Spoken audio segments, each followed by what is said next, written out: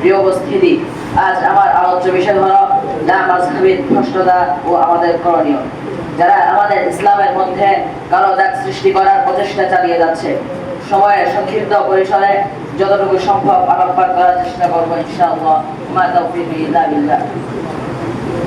সম্মানিত শ্রোতাবৃন্দ, ইমাম আবু হানিফা, ইমাম মালিক, ইমাম শাফিঈ ও ইমাম আহমদ ইবনে হাম্বল রাহিমাহুমুল্লাহ তাআলা ইসলামকে নতুন করে তৈরি করেননি, বরং তারা ছিলেন কুরআন ও সুন্নাহর অখণ্ড প্রহরী।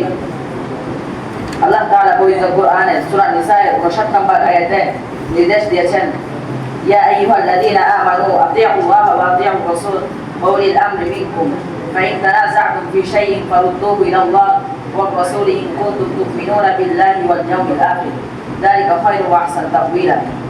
হে মুমিনগণ, তোমরা আল্লাহ এবং তার রাসূলের অনুগত হও এবং অনুগত হও তোমাদের অন্তর্গত আদেশ তাদের করে। অতঃপর যদি তোমাদের মধ্যে কোনো বিষয়ে মতবিরোধ হয়, তবে তোমরা তা আল্লাহ এবং তার রাসূলের দিকে ফিরিয়ে দাও, যদি তোমরা আল্লাহ এবং পরকালের প্রতি বিশ্বাস করে থাকো। এটাই হলো কল্যাণকর এবং শ্রেষ্ঠতর সমাধান। প্রিয় তালেবাইন ভাইরা, উক্ত আয়াত থেকে আমরা স্পষ্ট জানতে পারি যে আল্লাহ তাআলা উলিল আমর বা বিজ্ঞজনদের অনুসরণ করার নির্দেশ দিয়েছেন, যা মাযহাবে। এবং এইভাবে রাসূল পাক সাল্লাল্লাহু আলাইহি ওয়াসাল্লাম মুজতাহিদের ব্যাপারে ইরশাদ করেছেন, ইযা হাকামাল হাকিমু ফাজতাহাদা সুম্মা আসাবা ফালাহু আজরান ওয়া ইযা হাকামা ফাজতাহাদা সুম্মা আখতা ফালাহু আজরুন। যদি কোনো বিচারক গবেষণা করেন, ফয়সালা করেন অথবা গবেষণা করেন এবং সঠিক সিদ্ধান্তে পৌঁছতে পারেন, তবে তার জন্য রয়েছে দুটি প্রতিদান। আর যদি ফয়সালা করেন অথবা গবেষণা করেন এবং সিদ্ধান্ত ভুল হয়, তবুও তার জন্য রয়েছে একটি প্রতিদান। তিনি আরো বলেছেন, আমার উম্মত কখনো ভ্রষ্টতার উপর ঐক্যবদ্ধ হবে না। সুতরাং এই যে শতাব্দীর পর শতাব্দী ধরে বিশ্বের লক্ষ কোটি আলেম ওলি আল্লাহ এই ইমামদের অনুসরণ করে আসছেন, এটা কি উম্মাহর সেই ঐক্য নয়? এই উপস্থিতি, অনেকে প্রশ্ন করে থাকে, আমরা কি মাযহাব মানি না?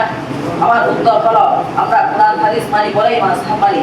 কেননা আল্লাহ তাআলা পবিত্র কুরআনে ইরশাদ করেছেন, ফাসআলু আহলা যিকরি ইন কুনতুম লা তা'লামুন।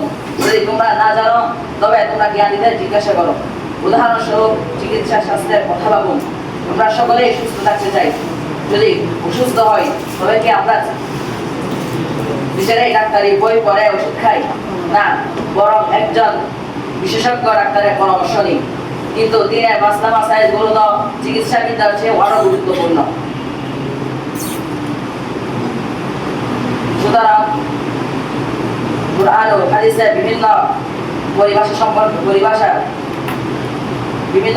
সম্পর্কে, যেমন কোরআনের কোন আয়াতটি নাসিখ এবং মানসুখ, কোনটি আম ও খাস, এভাবে অসংখ্য হাদিসের মধ্যেও কোন হাদিসটি আম ও খাস এবং কোনটি মাশহুর এবং গায়রে মাশহুর, আর কোনটি সহিহ বা গরীব, এভাবে আরো অসংখ্য বিষয় রয়েছে যা সর্বসাধারণের জন্য বোঝা কিংবা উদ্ঘাটন করা সম্ভব নয়।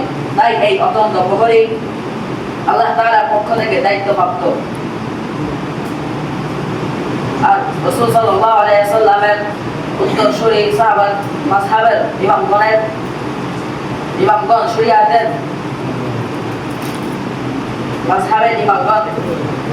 শরীয়তের বিষয়গুলো উম্মাহর জন্য সহজ করা এবং ইসতিমবাদ ও ইস্তেহবাজের কাজে নিজেদের জীবনকে উৎসর্গ করে দিয়েছেন।